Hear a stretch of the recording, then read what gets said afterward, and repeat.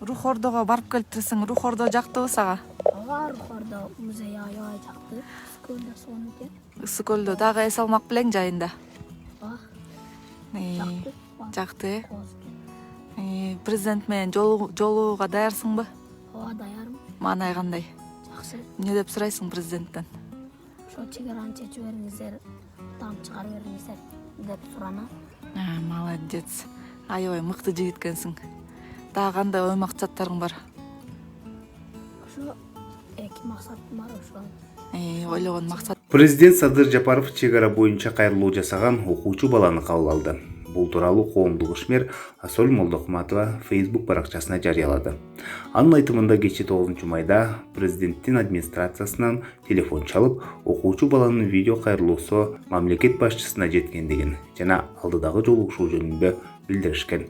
Молдокматова Баткен облусунун чек ара аймагынан президентке жолугуу үчүн келген Адилди ысык көлгө алып барганын, ага Рух Ордо маданий борборун кыдыртканын айткан. Адил түнү бою уктабай дээрлик тынчсызданды. Мурунку күнү эрте менен жарыктын ылдамдыгы менен кийген костюм менен маселени чечтик. Өзүмө орун таба алган жокмун.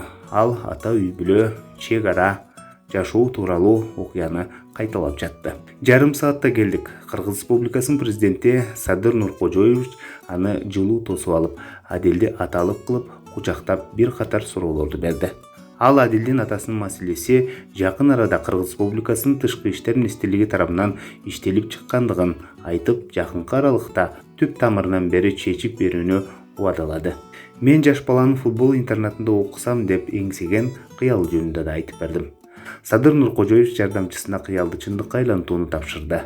Ал эми Кыргыз Республикасынын президенти Адилге уюлдук телефон, планшет, футболдук топту белек кылып, аягында ийгилик калады деп жазган Асөл Молдокматова.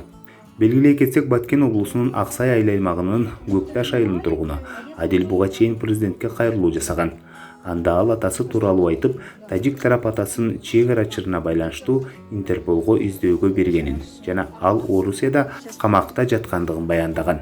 Адилдин атасынын бир тууганы да чек арачылыгында окко учкан. Ал эми 2019-жылы чөр чатактын биринде алардын үйү толугу менен өртөнүп кеткен болчу.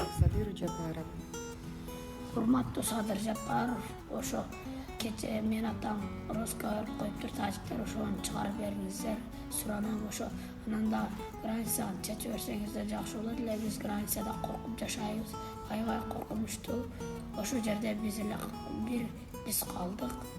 Ошо үйүбүздүн аркасында 2 метрде тажиктер жайгашкан. Ошо биз ал жерде коркуп жашайбыз. Десок жакшыбы? Президентке жолуккандан кийинки сезимдериң кандай болуп атат? Жакшы эле. Күтпөдүм эле.